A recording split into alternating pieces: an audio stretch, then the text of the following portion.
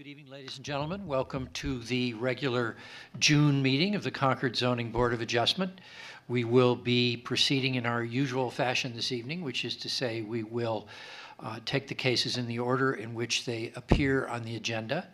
We will ask the appellant to come forward, be sworn in, have a seat on the chairs to my right, and offer any testimony that they have for us.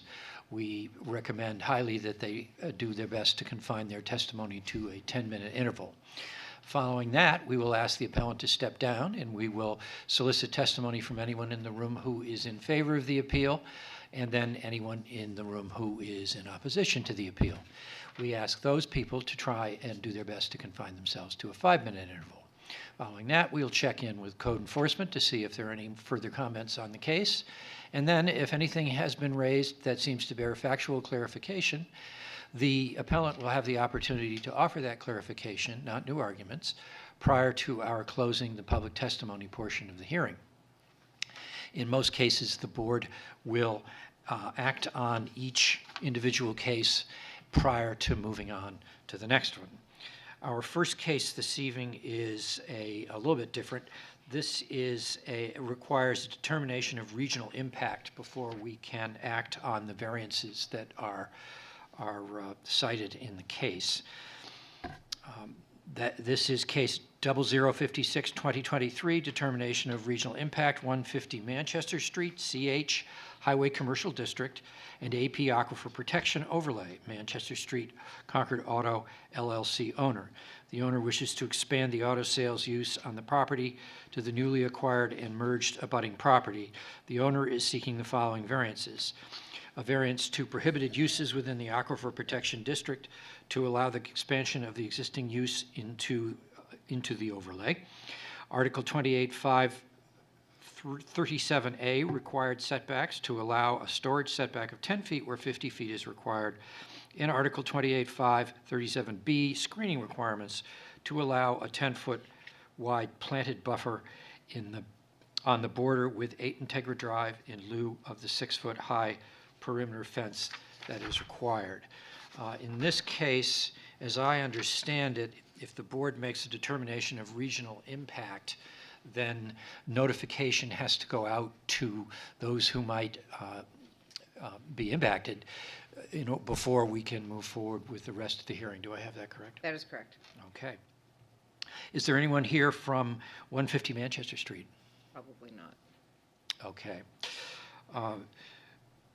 I have the map up for you with the Aquifer Protection District for Okay. Pembroke's Aquifer that I think will be interesting to the board. I think that's the question that we have.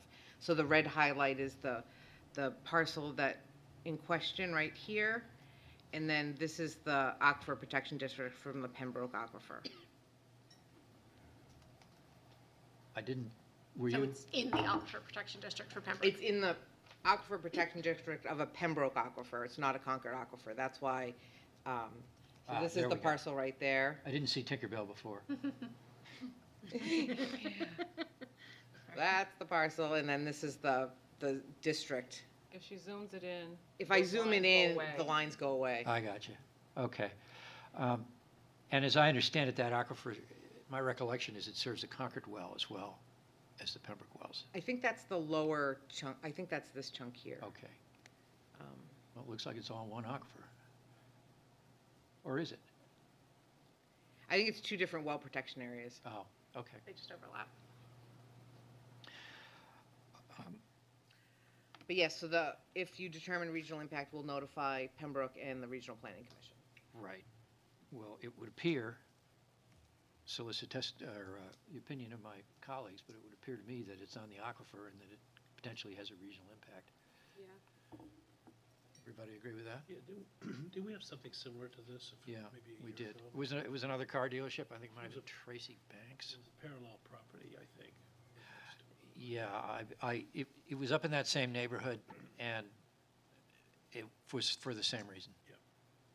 And I have to disclose I represent the town of Pembroke, but I don't think that keeps me from reaching the logical conclusion that since this is in their aquifer protection zone, it's, regional impact. All right. Would anyone care to make a motion to determine regional impact? I I move that we find this is a project of regional impact, given the proximity to aquifers or surface waters which transcend municipal boundaries. Is there a second? Just leave it there. Second. It's been moved and seconded. Is there any discussion? All in favor? Aye. Aye.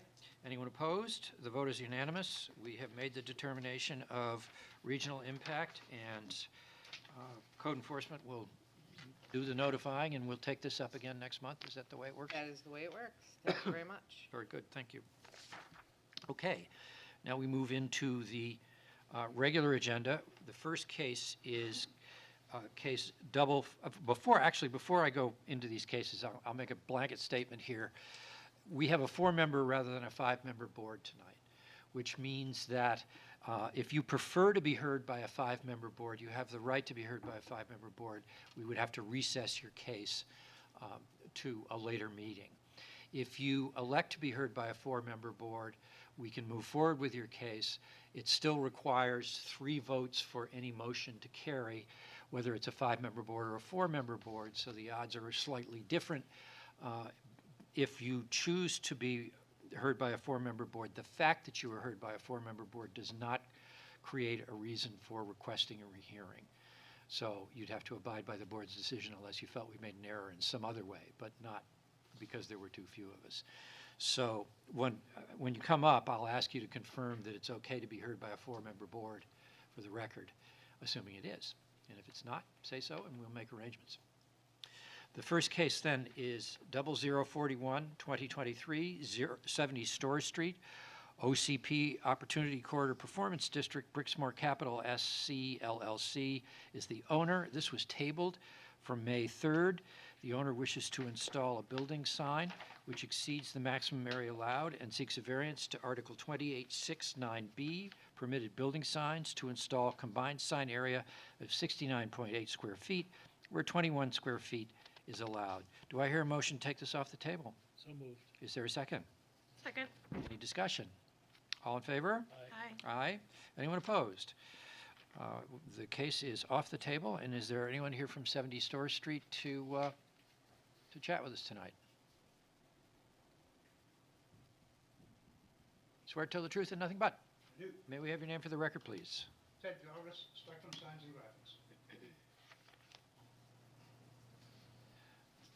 Remind me, Tracy, why did we table this one? Because he wasn't here. Oh, of course. Can't have any fun without the guest of honor. Right? Somehow I missed that one. Okay. Well, you're here now. I apologize for that, but. You're here now. What would you like us to know?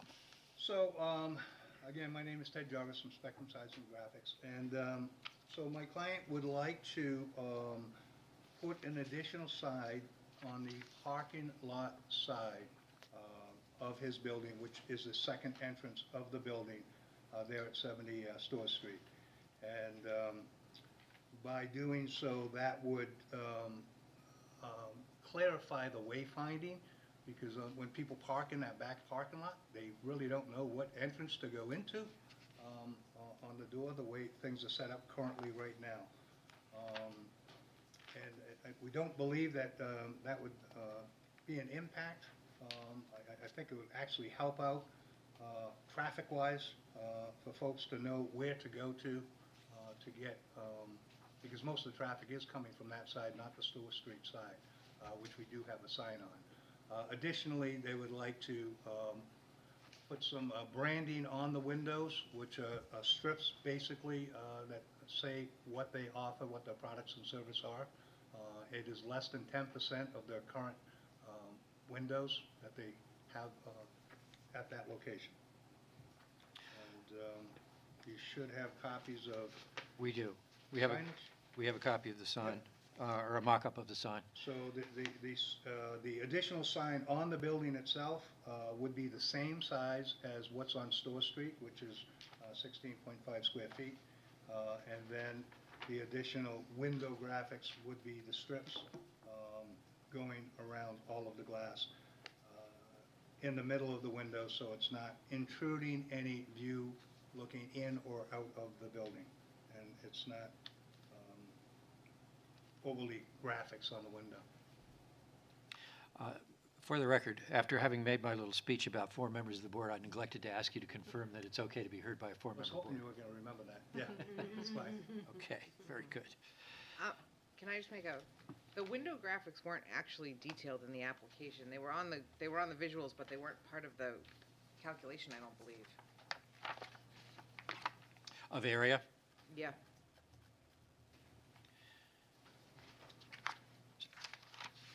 Or were they in the calculation but not written in the description? I don't think I think the 69.8 square feet is the Playa bowls only? pliables only. 66, if you add up, according to my drawings, Yep. if you add up all these square feet, footage of the window graphics plus the pliables, it all adds up to. On both sides? Yes, Okay. yep, All right. So it is in your numbers? yes. All right. Okay. Yep, the math is definitely there. It's not Okay, thank detailed you. in the description. Yeah, because he said 16 square feet for the sign, Okay. Correct. per sign, so then the Exactly. addition is the windows. And then the additional window graphics would be 7.8 and 29 square feet. Okay. Okay. Tracy, any other comments? Nope, that was just, I just want to make sure the math was right. Okay. Anything else you'd like us to know? No, sir. Thank you very much. Thank you. Is there anyone who'd like to be heard in favor of this appeal? Is there anyone who'd like to be heard in opposition to it? The record will show that no one requested to be heard, and we will move into the discussion. We'll close the public testimony portion of the hearing and move into discussion of the board, starting with Ms. Spector Morgan. How does this look to you, ma'am? I don't have any problem with the second pliables sign. I think that's consistent with what we found in that building, that you need a second sign on the second entrance to tell people where to go. I have a problem with the window decals because there's absolutely nothing unique about this building that would justify allowing that much extra signage when it's a want, it's not a need. I don't think there's anything unique about the property. It's not consistent with the other buildings in the plaza or in the area. It's not going to diminish surrounding property values, but I don't think there's any loss to the applicant from denying it, and the gain to the public from avoiding the visual clutter is real. So without the window graphics, it's actually only 33 square feet of signage where 21 square feet is allowed, and I would be in favor of that, but I am not in favor of approving the window decals. All right. Quick clarification, if you don't mind. The windows, are they on the parking lot side or the street side? Both. Both. So I guess I agree with you, except a parking lot side, I don't know that I would care so much if they were on the windows. The street side, I could see that being a distraction with the traffic going by. But the parking lot side, I could see that, I wouldn't care one way or the other, I guess. But that's not the standard. The standard Right. is there anything unique about the property that That justifies the would require deviation. it, yeah. Yeah. Definitely agree with having the sign on both sides. Yes, yeah. Because the building, once it went in, it was obvious it was gonna be needed by all the businesses. I do have a question. I'm looking at this, and this seems to be on the side of the building, is that correct? Correct, you have windows on the side, the front, and the back. But the side of the building really abuts more like an alleyway between that and the Starbucks building, is that correct? Correct. So I imagine you have a very limited audience that would see those. The reason the client is asking for this here is because this is a franchise and all their other franchises, this is how all the build-outs are. But to answer your question, Mr. Chair, I am persuaded that a sign is needed on both sides of the building because of the uniqueness of the property, and that we've done it with the other ones. But I share Ms. Spector Morgan's concern about the additional sign on the side of the building. The picture we have here is only one side of the building, unless I'm missing We something. have plans from last month. Ah, I didn't Let's bring show those it. with me. Nothing like a well-informed board member. And I didn't see those either. I only had the one. Yeah, they were on the, And then the next page. Oh, okay, I see. So they're on the alleyway. Look at the next page. Okay. So the, Oh, no, the next page. This so one. it's the strip signs, that say acai bowls that we're talking about? That's Correct. the alleyway. Okay. As opposed to the sign that says, They're only 10 inches high and 37 inches wide, and the other windows are 51 inches wide. They're all only 10 inches wide. right. Very good. I'm inclined to agree with my colleagues. I think that we have found in the past that there's a peculiar configuration to things over here with the two-sided building, and that it makes sense to have signs on both sides. But I think in order to justify adding signs, we have to find that the particular sign is inspired by the hardship or required by the hardship, and I don't think the window signs are. Would anyone care to make a motion? I will. I move that we grant, I'm going to do it in two parts, grant the requested variance with regard to the second pliables sign. I believe there's an unnecessary hardship in that the way these buildings are situated, there are two entrances and both need to be identified so that people understand where they are going. It is consistent with the character of the neighborhood, given that the other businesses in this plaza also all have two signs, so the spirit of the ordinance is met and the public interest is not harmed. There is substantial justice because there would actually be a loss to the public if this was not granted and that they wouldn't know what door they were going in, and there will be no diminution of value from that sign. Does your motion include also the strip sign? No, this is just the pliable sign. I'm going to do it in two parts. Because we have a three-part request here. What about for the second page? Which are the strip signs for the back entrance? I'm going to do a motion to deny that after. Okay. Okay. And then also, what about the side ones? Sidewalks? The side strip signs, I think she's gonna hit all the strip signs. I'm going to do together. all the strips together. Okay. Yes. All right, so the first motion is a motion to approve the sign that's on the wall up above the canopy. Yes. Okay. I'll second that. Any discussion? All in favor? Aye. Aye. Anyone opposed? The vote is unanimous. The variance is granted. And now the second motion. I will make a motion to deny the variance with regard to the strip signs on the window. There is no unnecessary hardship because there is nothing unique about this building which makes it uniquely burdened by the restriction on the size of signs with regard to the windows. It is not consistent with the character of the neighborhood because the other businesses in the plaza do not have them. There will be no diminution of value, but I think that the gain to the applicant the gain to the applicant is outweighed by the loss to the public of having that visual clutter. Also, there's been no real justification for this requested variance other than its branding. Is there a second?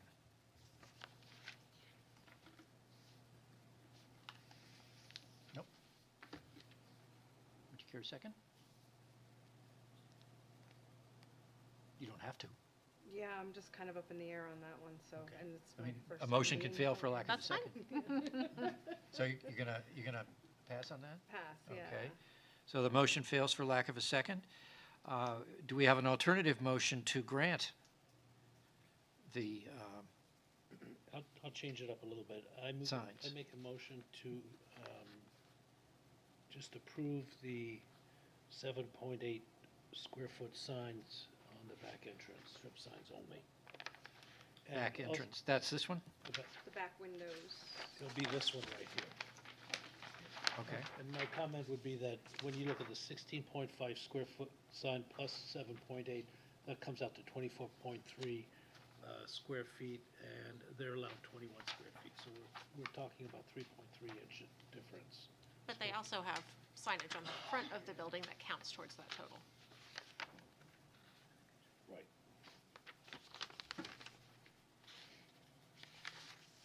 So let me make sure I understand what your motion is, Nick. So I'm basically making a motion to approve page 2 of the, Oh, Page this I one have is- up, Nick. yeah, the page that's up there. That one. The page that's up on the screen. Oh, So okay. I make a motion to approve 7.8 square feet of signage. So Okay. just the parking lot side of the building, not the side-facing or street-facing side of the building, right? Yes. All right, And I would second that. okay, it's been moved and seconded. Is there any discussion? Very good.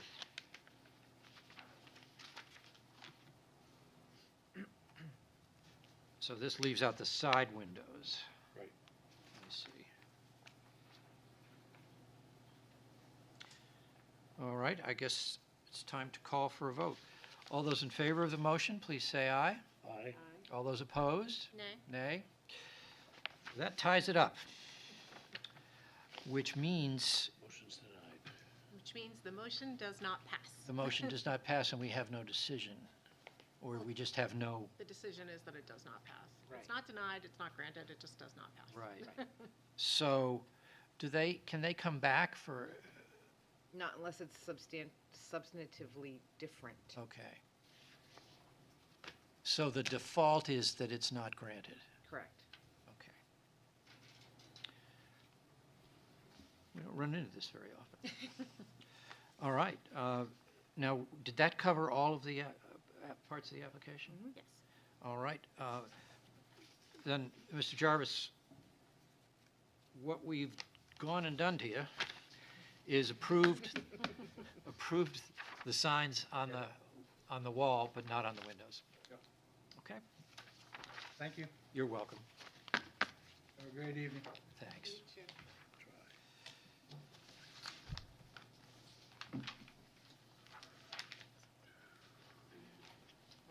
The next case is 0049, 2023, 151 Elm Street, RO, Open Space Residential District. Jamie and Jacob Farwell, owners. The owners wish to operate an automotive repair, service, and towing business and seek a variance from the Article 2824 Table of Principal Uses to allow use J4, automotive repair, service, and towing, excluding bodywork. Are Mr. and Ms. Farwell here? Please come forward.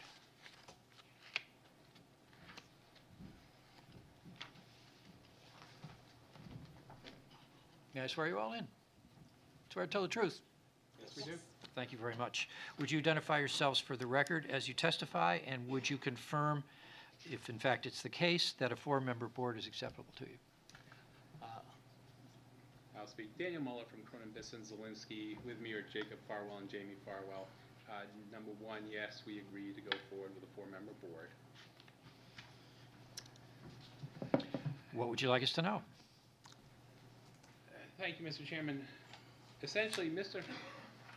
Farwell has operated a small family-run business, Farwell Cycle and Motorsports, for a number of years in the Concord area. He was originally on Village Street in Pennacook, but after there was a change of ownership, he and his wife had purchased this property on Elm Street, and there is a 35 by 75 barn on that property. They are looking to continue to run that business from the barn.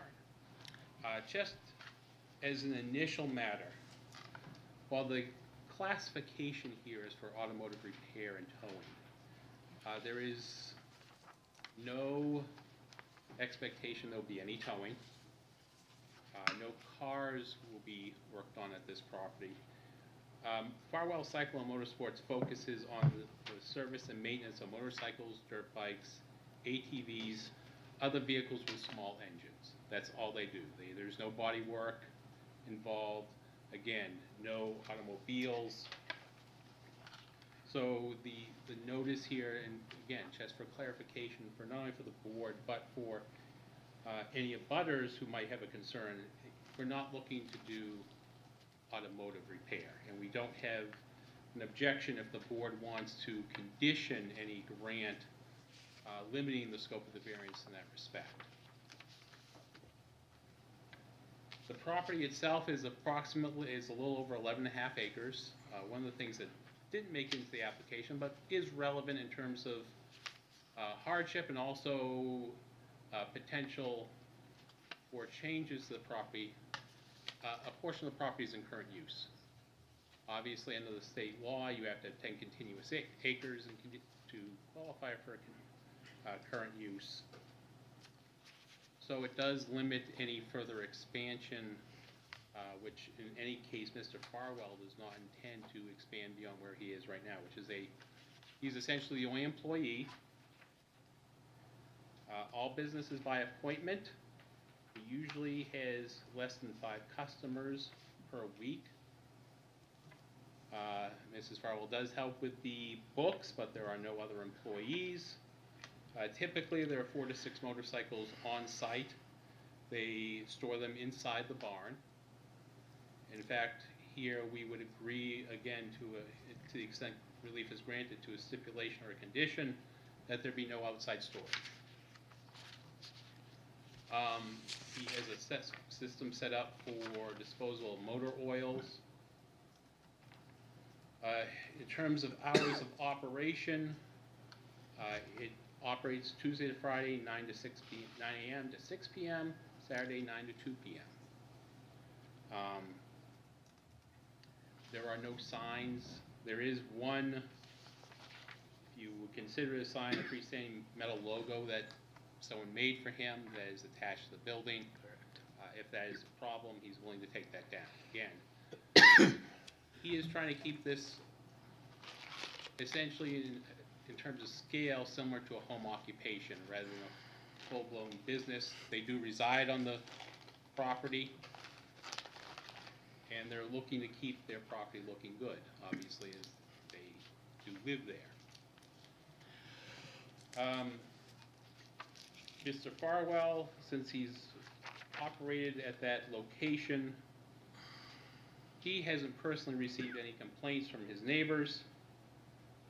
The only expansion of the current business that he plans is to do state inspections. That's it. Nothing beyond that, beyond what he normally does right now, which again does not include any body work. For the reasons set forth in the application, we think that all 5 criteria are met here, particularly given the fact that it is going to be limited to the barn itself and the interior. So it will keep the exterior will keep the residential character of the area. The only other thing I will address, I guess there was a question about a storage unit on the property, and that's not connected to the business. It's there temporarily to accommodate a family member who's gone through the divorce, correct? Correct. And that's the reason it's there. They've been instructed to get a building permit for that, which they intend to do. If the board has any questions, I'd be happy to answer them. Otherwise, that's what we're looking for. Could you have a stab again at the question of hardship as it relates to the site? Sure.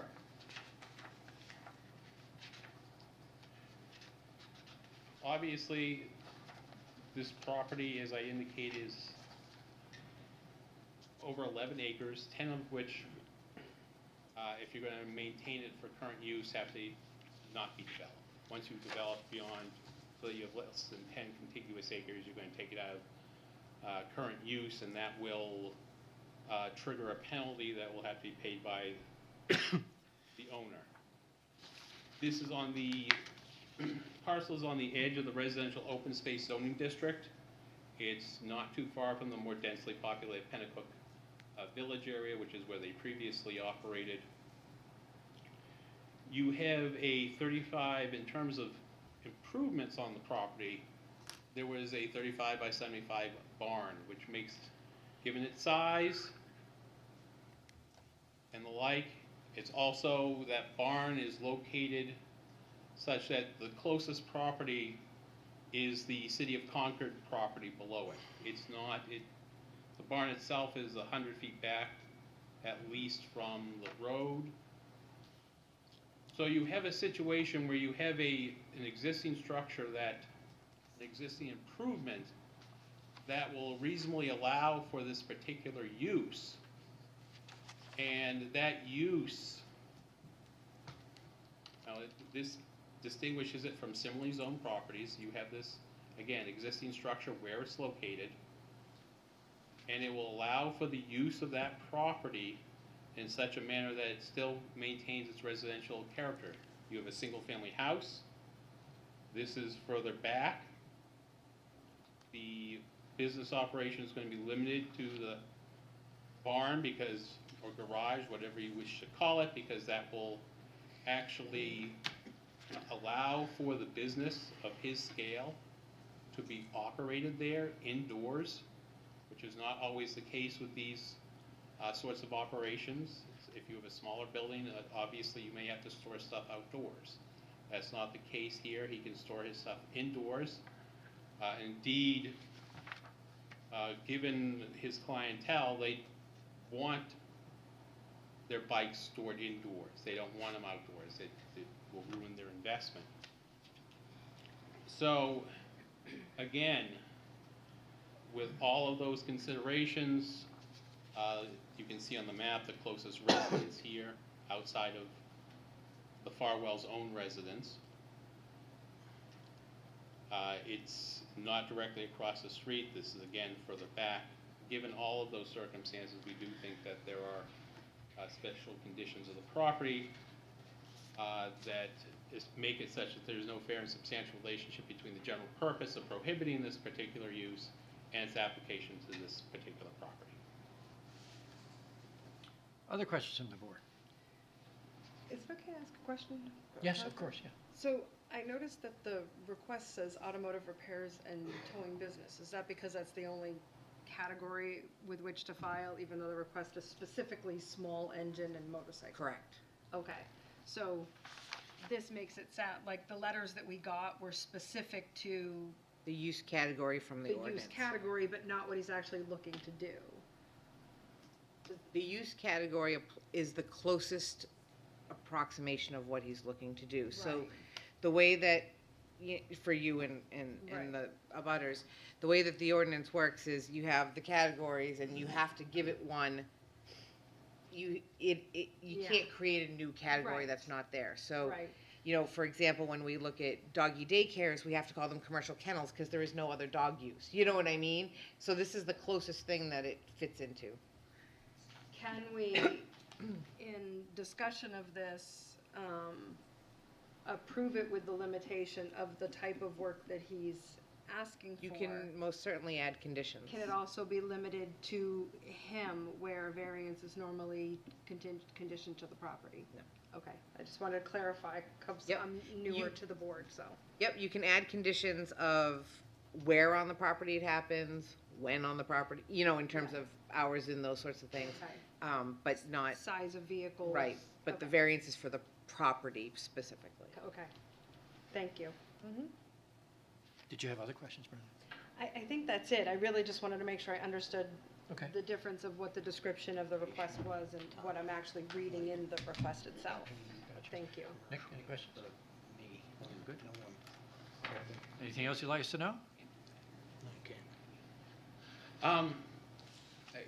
Just piggybacking on the last question, I guess one thing, I would agree that you can't limit a variance to a particular person, but if the board was so inclined to grant relief and wanted to stipulate that business use could exist so long as a single-family use also exists on the property as another means to sort of limit the potential for expansion and, again, sort of go along with what we understand may be some of the concerns that this could go into something larger than it currently is, we would not have an objection to that.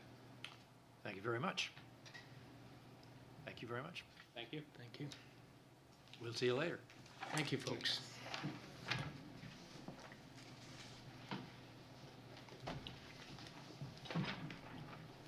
Is there anyone who would like to testify in favor of this appeal? Please come forward. Swear to tell the truth? I do. May we have your name, please? My name is Christopher Casco. I live at Wedgewood Drive in Concord. Thank you for hearing my testimony.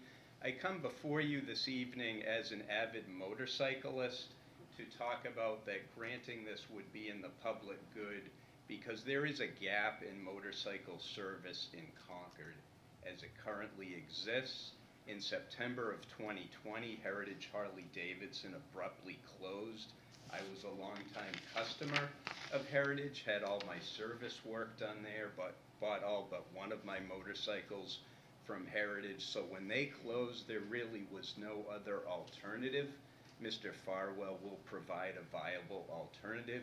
The closest Harley dealership now where I can go to get work done on my motorcycle is Manchester. And while it's a good dealer, it's off of South Willow Street. It's not really a convenient place for me to go to get service done. I have to take time off from work, whereas Heritage, it was off Manchester Street. I could be drop the bike off the day before, get the bike after work the next day. I could get a similar process with a business like Mr. Farwell's that does not currently exist. So I think it would be in the interest of consumers to grant this request. And I can tell you that last year in June, I was looking to get an inspection done on my motorcycle as well as a necessary service.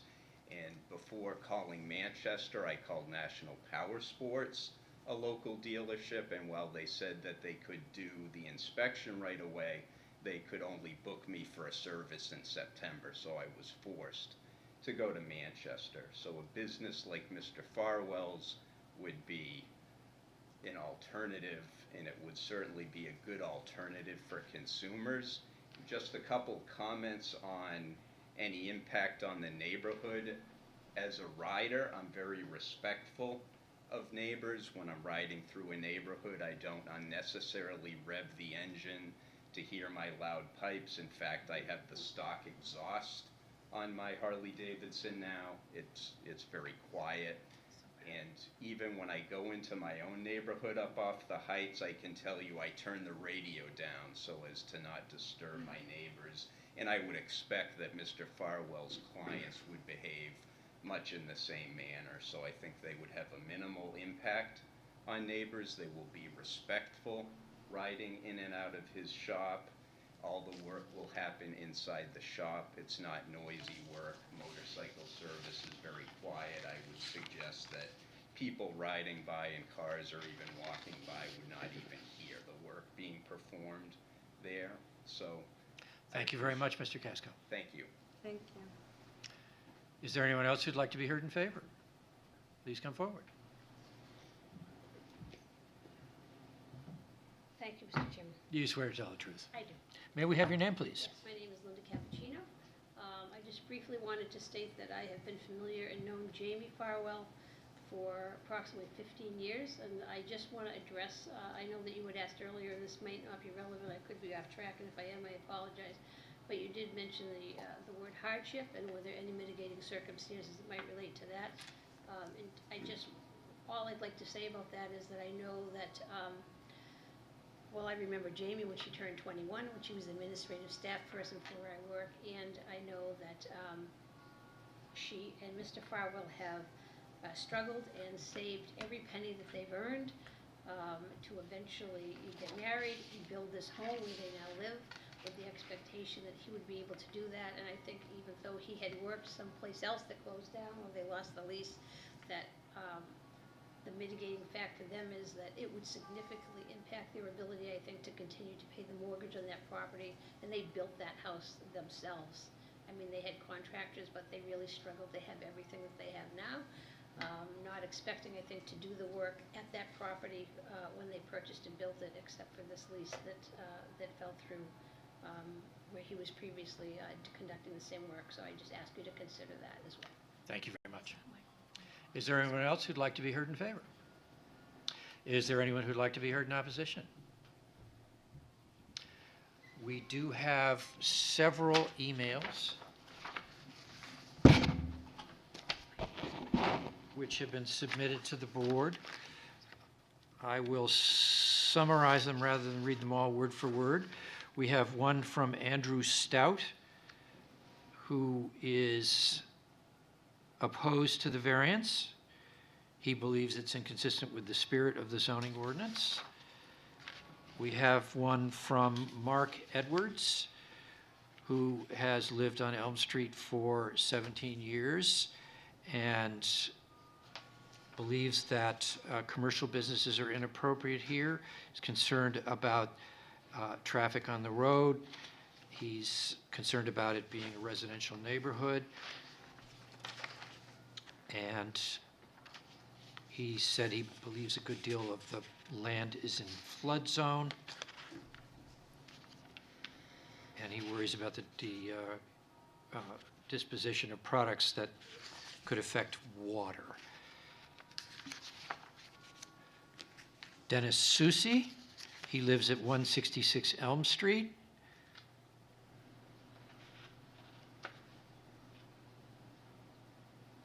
He doesn't think that the use would be a good fit for the area, which is, he believes is more of a residential area. And he is concerned about an auto repair and towing business. This one is from James Murphy, 166 Elm Street.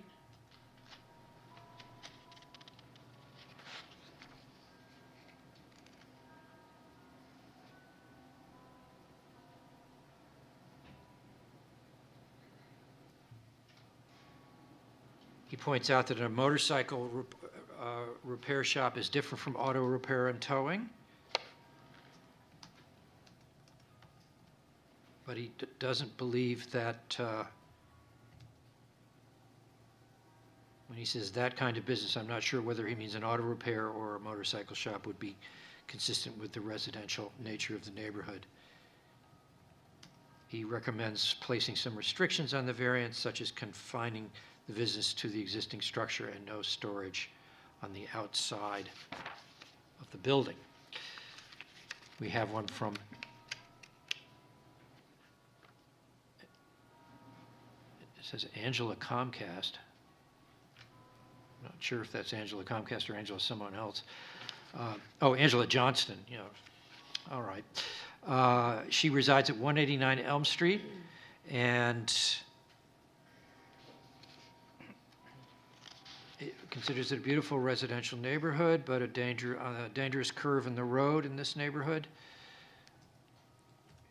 She's worried about the proximity to the flood zone and traffic. And is referring to an automotive and towing company. Yes. Jeremy and Jane Lauren, 185 Elm Street. They've been residents since 2001. They're concerned about the traffic, which they say has gotten worse.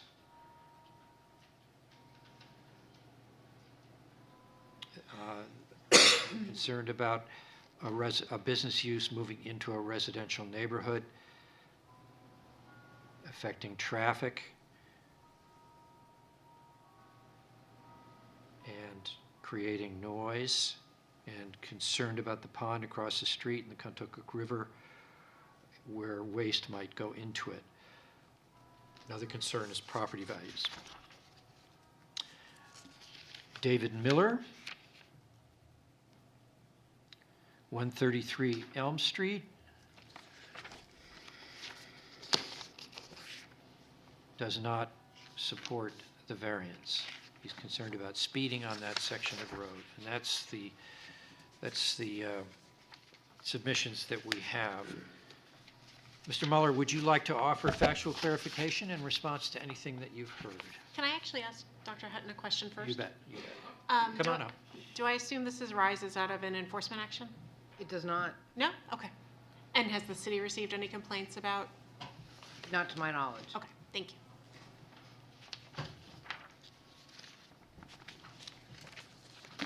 Just a couple of factual points. With respect to the traffic, I think we indicate in the application that during basically the busy season, you're talking about 3 customers a day. And during the colder months, it's 5 a week. So we're not talking a lot of traffic. There's nobody waiting at the site. You cannot wait there. Unlike some other automotive shops, that's not an option. So you drop it off, and the work gets done, and when it's done, you pick it up, and that is it. So it's not, again, like a typical automotive shop where people are sitting there, going in and out. It's very limited traffic.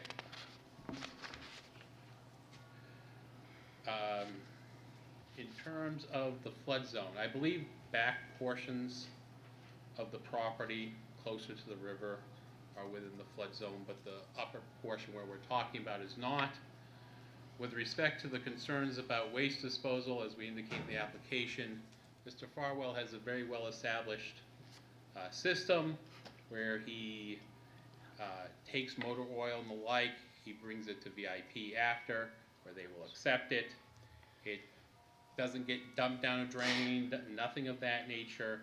It's not going to be dumped on the property. He has a system in place to properly dispose of it. The concern about speeding, I don't really think that's an issue I can address. That would be an issue for the police department. And I believe of the other issues that were mentioned, again, in terms of the consistency with the neighborhood, this is still going to look like a residential property. At the end of the day, everything is going to be limited to inside the building, which is, again, an accessory structure on a property that has a single-family home. Obviously, as I indicated beforehand, the Farwells want to maintain their home, maintain the value of their home so that it looks like a residential property, so they're not going to do what is feared here and turn this into something that doesn't look like a home. So those are the considerations I'd ask the board to take into account. If the board has any other questions, I'd be happy to answer them. Any other questions from the board? Thank you very much. Thank you. Thank you. With that, we'll declare the public testimony portion of the hearing closed, and I'll open it for discussion with the board, starting with Mr. Wallner. What are your thoughts on this one?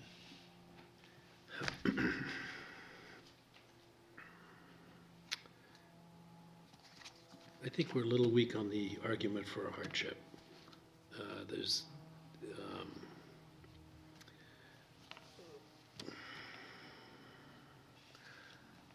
Although certainly every attempt has been made to make this an operation that would have little impact on the community in terms of visibility, in terms of noise, in terms of additional traffic. But I'm not sure about the hardship. Brenna?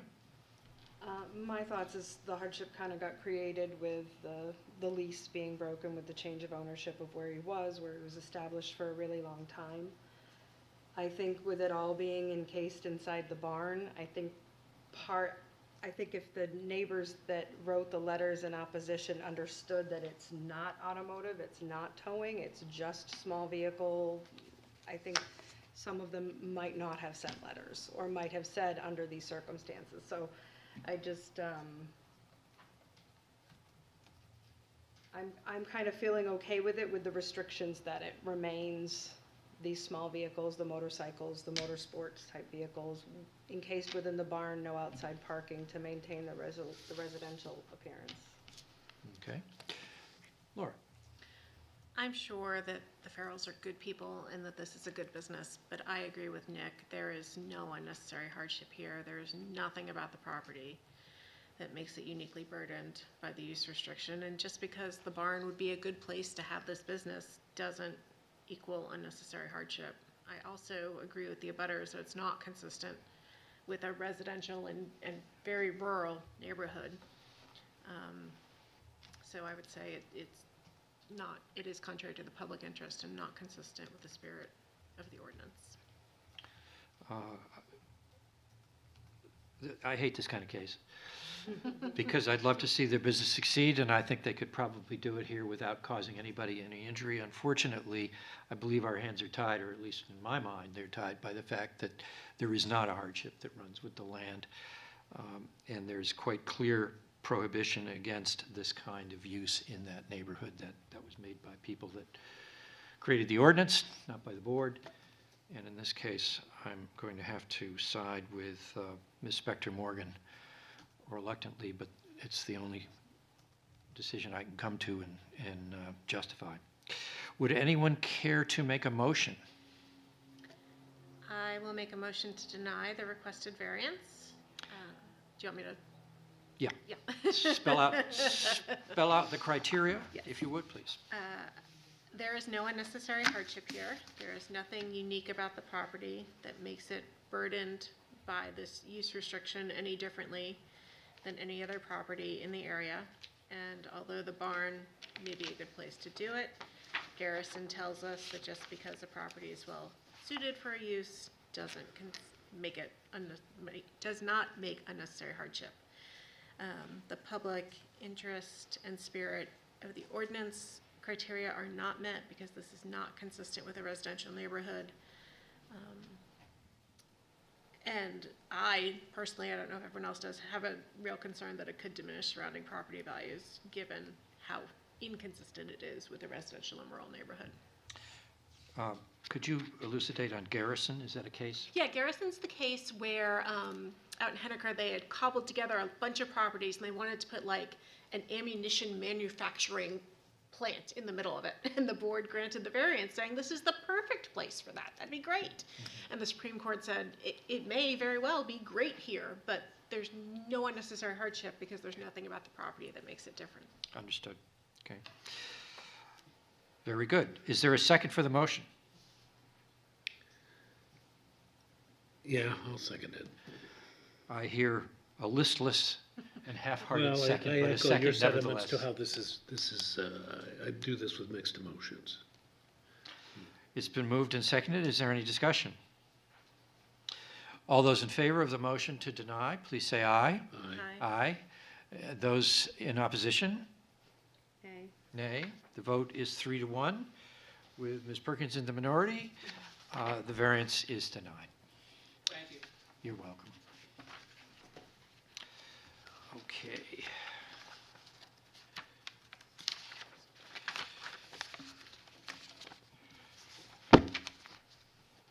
Somewhere here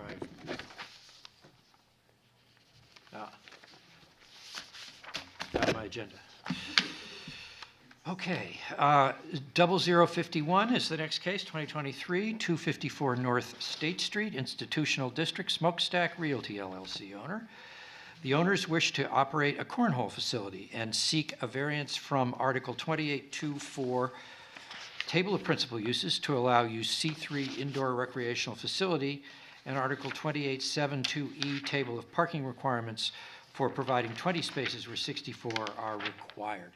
Is there anyone here from the Smokestack Realty? Please come forward.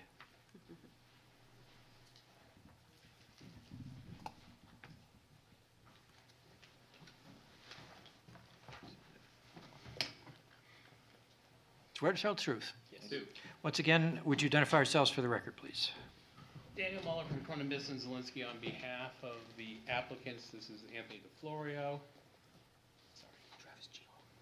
Travis Gino, who are the proposed lessees of Unit J at 254 North State Street, Concord, New Hampshire. Essentially, they are here for two variances. One for the use, because this is considered a private indoor recreational use. They are proposing a cornhole facility. And they're also here for parking. When this was initially approved in the parking plan we have, the Unit J was going to be used for retail copy center. The indoor public recreational use has a higher parking requirement. And therefore, if you look at the parking plan, they allocated initially 20 spaces for this use when technically 64 is required.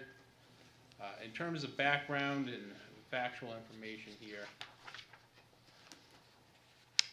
Unit J, which is the unit that clients are looking to lease and use, is approximately 3,200 square feet. Their proposal in terms of changes is to use approximately 1,500 square feet of that space for 7 cornhole lanes. That would generally need 2 people per lane. So you're not going to have, in most cases, a lot of people there. There could be tournaments where you'll have more, and there is a discussion in our application where it anticipates the most that they'd ever see would be 67. And those would be in the instance of essentially a cornhole tournament. Their proposed hours of operation would be Monday through Saturday, 4 p.m. to midnight, and 2 p.m. to 7 p.m. on Sundays. Their primary time for operation would be in the evenings, late afternoon and into the evening. What drew them to this particular property, while the parking plan allocates a number of spaces to each unit, it is shared parking. And what they have found out, and I do have pictures if the board would like to see them, taken on June 5th, June 2nd, and June 1st at different times, is that at that time of the evening, there is not a lot of demand for parking on this property. I believe Mr. Gino counted that most of the times he was out there around 5 or 6 o'clock. There are about 78 spaces open. The brewery is basically the primary business that would also be open in the evenings, and they do not take up, or they, I should put it this way, they leave enough spaces for their proposed patrons. And what unit are they in?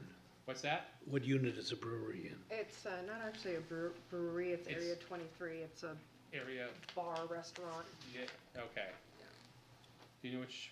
I think it's H, right before it. They're in Unit H, I understand. I think it's right next door.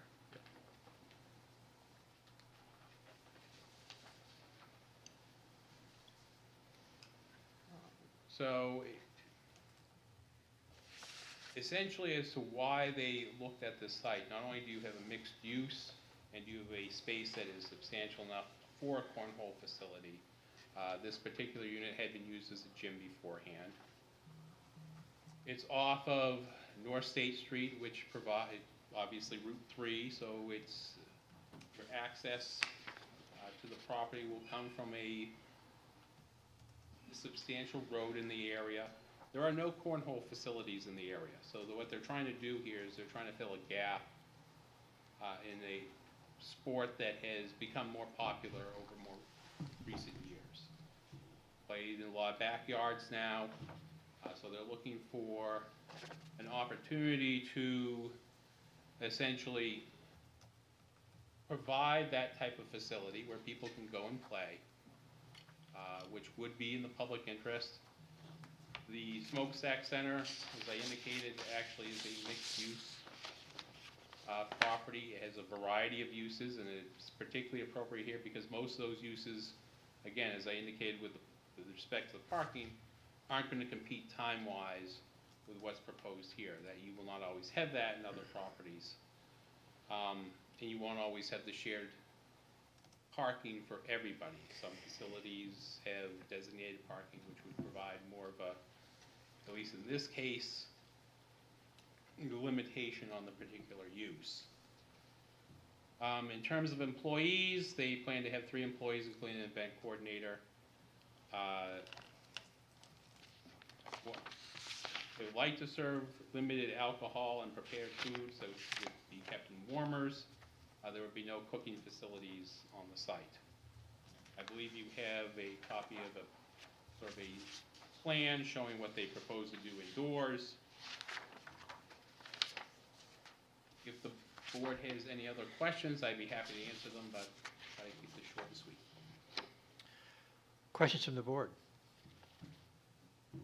I have another one for Tracy. You can ask Tracy I'm- all the questions you want, I'm newer just to as the long as they're zoning about board. zoning and not about random other things. They are. The indoor recreational facility requirements, Good Life, that's right in that same building, do they fall under that, where they host exercise classes? No, that's a gym. Okay, so It's a that different falls use. under a gym okay. Just Yep. wanna, because to me that's felt similar, but I wanted to see Yep, no, it how the actually is a city different use. zoning sees that. Yep. Do we know why indoor recreational facilities are prohibited? Especially something like this, that's not like. So this is physical. an institutional district, so the Okay. thought is that they're gonna be public spaces, not private spaces, I think is the logic behind the district. Gotcha. Interesting, because what preceded Good Life was a lap pool. You know, various kinds of exercises. Right. so it's- Right. And classes and all Playgrounds kinds of in things. there. And then there's the pet, Helen and the dog, the that one I dog don't know place about, down, but, yeah. Down at the other end, there's a place for like rescue dogs and things like that, elderly dogs, which the parking lot, that whole section is almost always empty. Mhm. And then there's Good Life, which is only during the day. And then there's Area 23, which is almost empty during the daytime, but then, only active at night. same Okay, time well, we'll period. come back to that. Okay, sorry. Nick, any questions? Nope. Any other questions, Brenda? No, thank you. Thank you very much. Thank you.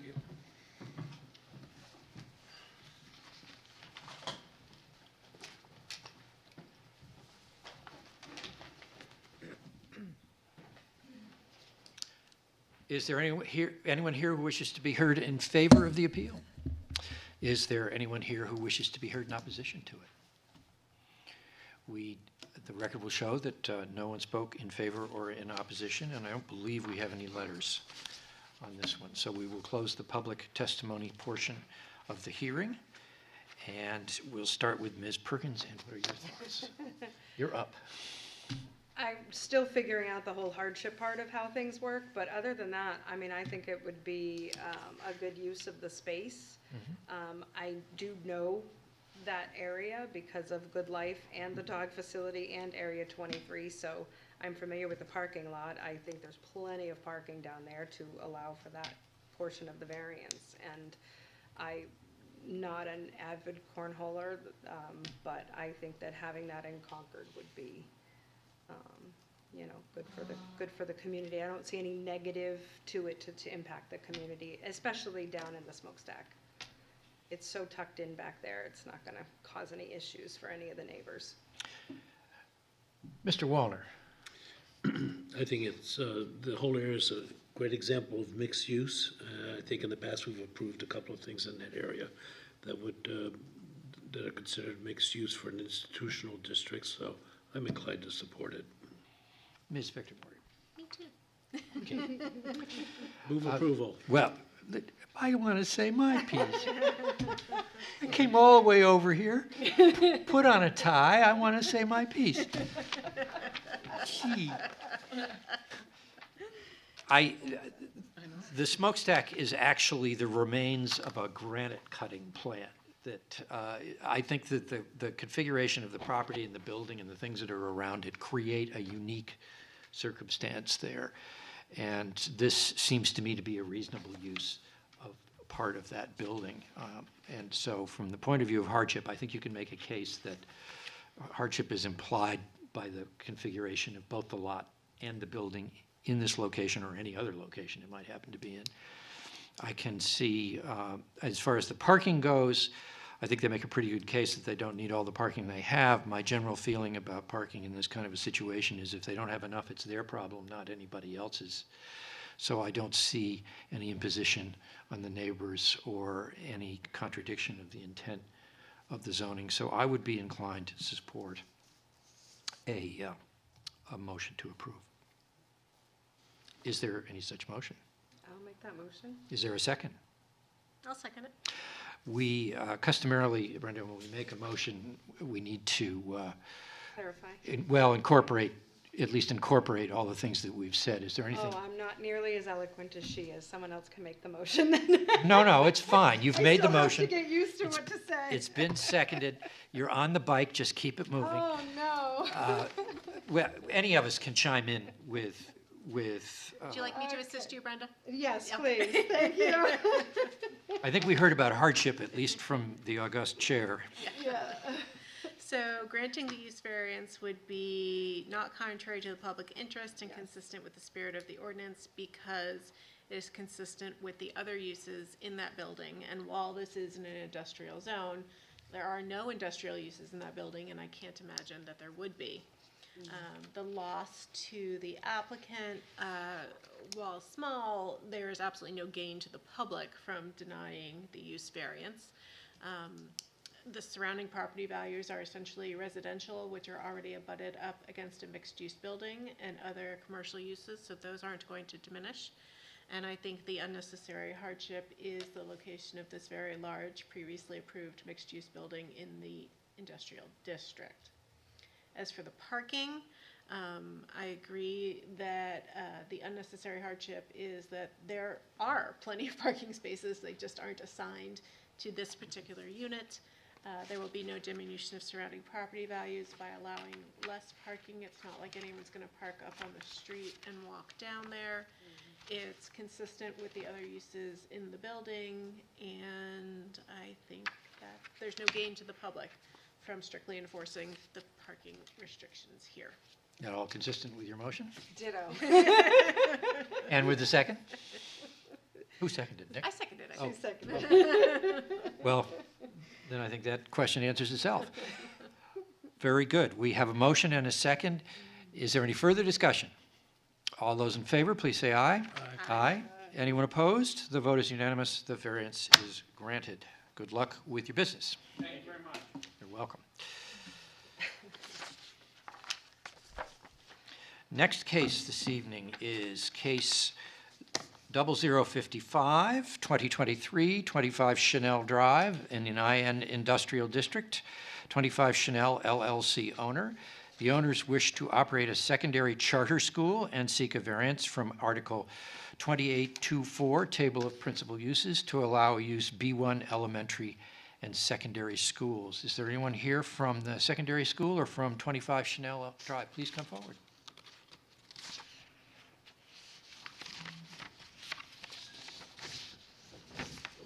Hello. Do you swear to tell the truth? Very well. Would you tell us your name, please? I'm John Higgins. I'm the co-founder and executive director to the soon-to-be Synergy Charter Academy here in Concord, New Hampshire. Hey, Tracy. We were lucky enough to receive a $1.5 million grant. We've been working on the last 2 years to bring an alternative high school here to Concord. One of the process was to go through the federal grant application process, which we received a $1.5 million award. We then presented an application for our school model to the Board of Education, and on March 9th, we approved our charter. And since then, we've been looking for a location, and we've been looking at quite a different properties throughout the city and in close proximity to the city. What we loved about the Chanel Drive is that it's in an area that fits our model. We're looking to be a community service-based learning school. Independent living, New Hampshire Independent Living is literally abuts the property right next to us. They provide a lot of similar type services. We've already been talking to them about partnering with the educational process there. Christian Academy is also on Regional Drive just down the road from us. But the model of our school is to be a service-based, community-based learning opportunity for high school students. And this property really would give us that opportunity to be immersed within the community, to be supportive. It is at the end of a cul-de-sac. It's a safe property. One of the hardships that was brought to my attention from the owner is that they've had this building for over a year now, year and a half, on the market, and they can't rent it as an industrial site for the simple fact that they don't have loading docks. And they do not have loading dock doors or lift gates or any of those pieces to the back end of the property. So for that, they're having a difficult time. It used to be a lab, so they're having a very difficult time getting someone into that space. In a school with project-based focus and a community service focus, would be 25 Chanel Drive would be a great place for it. The building itself is laid out. I provided kind of how we would set our classrooms. And we've been through already a site visit with the city fire marshal to get a clear understanding what the codes are. I've been in education for over 22 years and have previously run a charter school for 8 years, so I fully understand the codes and responsibilities to a safe building.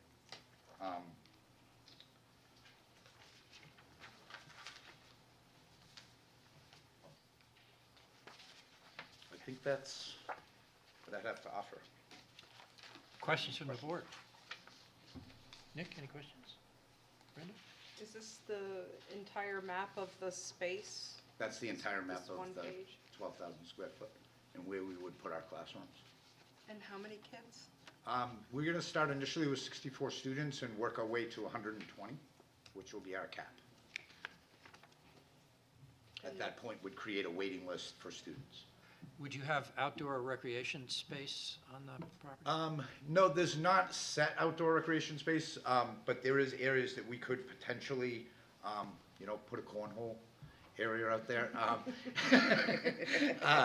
So we could, we're looking to maybe do minimal, zero changes to the building. To the outside, we're looking as a project-based service school, creating community garden and those type of things. And having the reserve right behind us is another great educational opportunity for us to partner with them on the conservation land behind and work community service projects, work educational programming there as well. So the property really just engulfs kind of the mission of that part of Chanel Drive. What are the ages of the students? So it'd be high school, it'll be 14 to 18 roughly, and, we'll be working with kids to support them in receiving a high school diploma. And where's the other school relative to this one? The Christian Academy is on Regional Drive. It's about 150 yards, almost 200 yards up the street from where we are. And then again, the independent living location is literally, you walk through the end of the parking lot at the end of the cul-de-sac.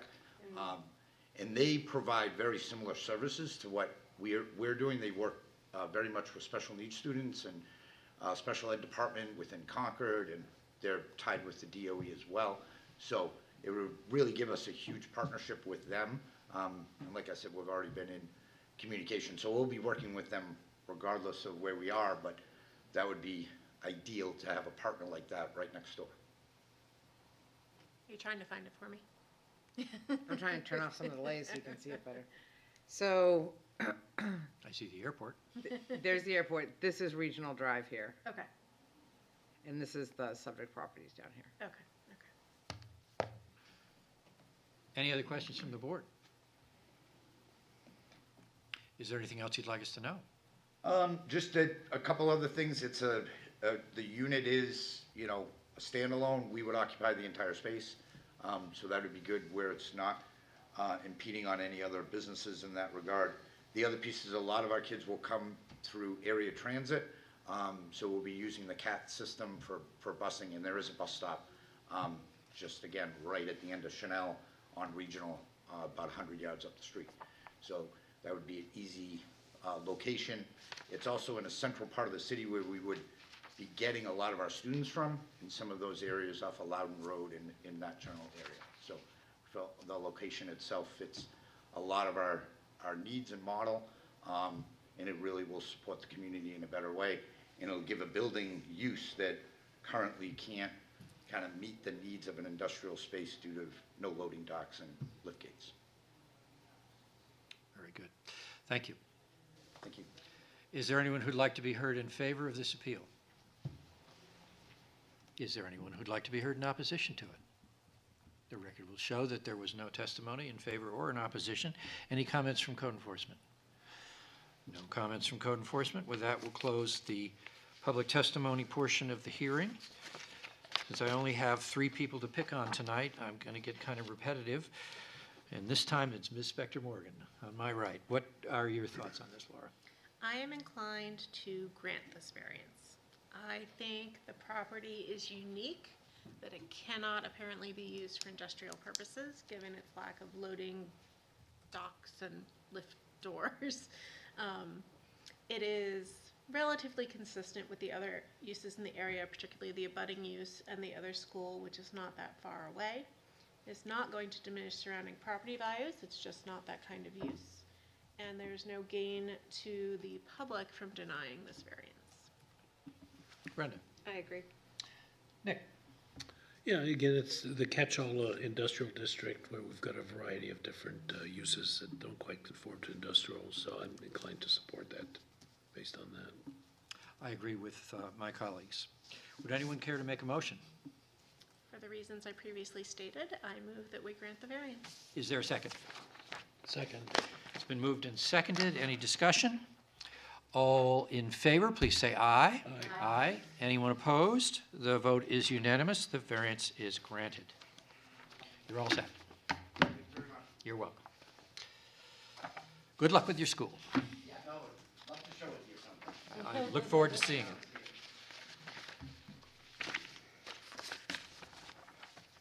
All right, that brings us, I believe, to the last item on our agenda this evening, last case on our agenda, which is 0059, 2023, 4 Merchants Way, GWP Gateway Performance District. Interchange Development LLC is the owner, and the owner wishes to install building signage which exceeds the maximum area allowed and seeks a variance to Article 2869B, permitted building signs, to install combined sign area of 54.42 square feet where 26 square feet is required.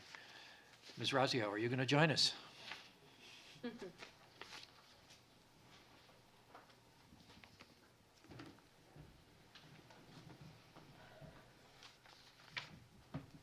Good evening. Good evening. Swear to tell the truth and nothing but. Yes. Would you identify yourselves for the record, please? Chris Covert, TCD Construction, here on behalf of Jersey Mike's Sub Shops. Randy Chain, TCD Construction, on behalf of Jersey Mike's Sub Shops. Laurie Rossio here on behalf of Interchange Development. Your last name again, please? Chain, C-H-E-Y-N-E. Thank you.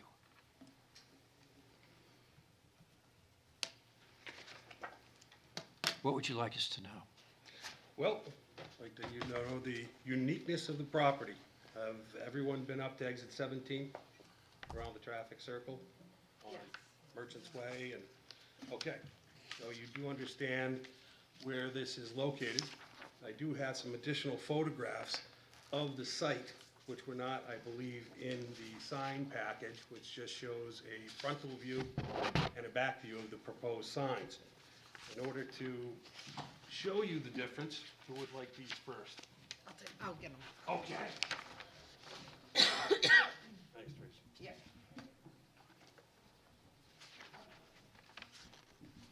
These views show the front of the building and the rear of the building. The rear of the building can be seen from the traffic circle on Whitney Road. And the hardship is, without the rear sign, you won't be able to tell where the Jersey Mike's is located until you're actually in the parking lot staring at it or coming back from the market basket. It poses no variance or no problem to the public because it's just going to help sales, which will create revenue, which will create jobs, more taxes. So is there any questions for us?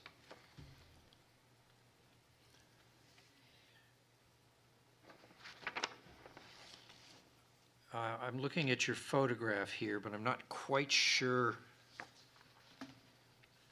which is Jersey Mike and which is... Okay, the Jersey Mike's is the dark building on the front. The far right corner, correct? Correct. Well, actually, it's the The other- far left the other picture, on that one. yeah. Yes, on that it's the far left. On the other one, it would be the far right, showing So the front and back. Yeah, the one in your right hand, see the far left is Service Credit Union, so the far right would be Jersey Mike's. Okay, so you would like to put a sign on the highway side as well as on the parking lot side? Is that, Correct, so, No, wait, no. The Circle no. side. The Whitney circle Road, side. Whitney Road side. right. So the front of the building is on the opposite side of that drawing and faces the parking lot and faces Market Basket. We'd like to put a sign at the front of the building. We'd also like to put a sign on the back side, which faces the traffic circle and oncoming traffic coming from this traffic circle into the development. And the reason for the two signs is to provide access and better directions to the Jersey Mike's. The reason that we're looking for the additional signage is because those signs are going to be seen from a long distance, And we're looking for essentially the same size sign as would be allowed for a single building on one side, if this was a building facing the road. Keeps in spirit with the rest of the buildings that are on that particular development that have signs on multiple sides of their building, showing multiple angles where people would view the signs. Wendy's, which is adjacent just in front of it, has 3 signs on its building for all 3 angles. We're just looking to have 2 signs, one on the front of the building, one on the rear of the building as approached. Did Wendy's need a variance? They have much more linear store frontage.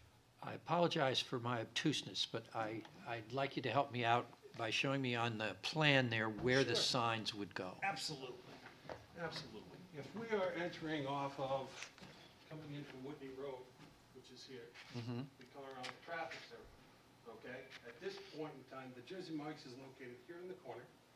The rear of the building, which is the first thing seen, would need to have the sign. Right. Okay, and then as you come into the parking lot over here, we're looking for the front sign here to identify it once in the parking lot. And/or if you're coming from any of the locations of the stores further on, the Market Basket, TJ Maxx, et cetera, coming from this direction, you'd be able to see the Jersey Mike's as well. I understand. Thank you. Yes, sir. There will be no sign showing directly onto Merchants Way.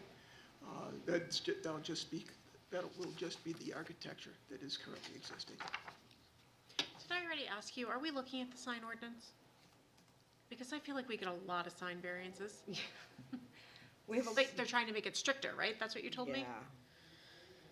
We have a lot of buildings right now that are floating like this, Double-sided, yeah. that have 2 sides that need clarification as to what they are, I think is the Yeah, problem. we understand the idea Yeah. of trying to maintain the downtown Yeah. perspective and not over developing it with signage, but this one is quite a ways out of town. The fact of it is a unique property unto itself where it's not surrounded by other places and off the road. Yeah.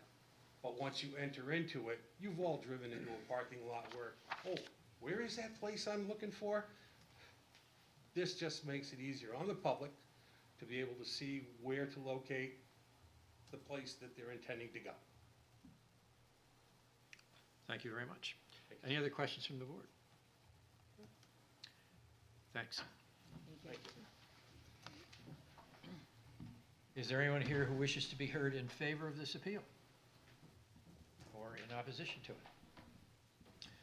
The record will show that there was no testimony in favor or in opposition. Any comments from code enforcement? No. With that, we'll declare the public testimony portion of the hearing closed. We have a request. Could I interject one more thing? I'm sorry, I forgot at the beginning. We've already been to the architectural design review, which was held actually yesterday morning, and they granted it based on what your decision would be this evening. Thank you very much. We have a request for sign variance to have 2 signs and exceed the square footage. We've heard testimony that the configuration of the building and its location relative to the road makes compliance with the ordinance a hardship. Starting with Unic, what do you think? Store Street again, just in a different location. Same arguments for Store Street apply here. The hardship is that they need visibility from a couple of vantage points. And are you inclined to grant? I'm inclined to grant. Brenda? I'm gonna try this her way. Get myself used to this. I don't believe it's in contrary to the public interest, because I think it will help give clarification as to what the building is holding. I think it's still in spirit of the ordinance. I think that substantial justice is done. It's in their best interest to know where they're headed. I don't think it will diminish any values to the surrounding property because it's in keeping with that development. And again, it falls into the same hardship. It's just the way the building is situated. They need to be able to see from both sides what is occupying that building. Does that sound okay? I couldn't agree more. As do I. Would anyone care to make a motion? I will make a motion as to what I just said. How's that? With the rationale that you just offered. With the rationale I just To offered. grant. Thank you. Because at the moment, you haven't made a motion. A motion to grant Okay. the approval, yes. Is there a second? I'll second it. It's been moved and seconded. Any further discussion? All those in favor, please say aye. Aye. Anyone opposed? The vote is unanimous. The variance is granted. Jersey Mike's will have their signs. Can we keep the pictures for the record, just in case? Yeah. I think just one set is fine, thank you. So, Do I hear a motion to approve last month's minutes? well, I was here, so I moved to approve, but Laura, were you here? Yes, I'll move to approve. Okay, so we got a motion and a motion? Call Or one I'll of them. second it. And we'll both second it. Okay. All in favor? Aye. Aye. Anyone opposed? The vote is unanimous. And then do we need a vote on the rationales? Yep. I move that we approve them. Is there a En second? masse. Second. It's been moved and seconded. Any discussion? All in favor, please say aye. Aye. Anyone opposed? There is no one opposed. Really? Does that take care of business for this evening? It does, just don't forget to leave without next week's packet. How many are on next week's? Is it a longer meeting? No, it's probably about the same. I'm telling you, I would rather do 2 short meetings than 1 marathon meeting, but I know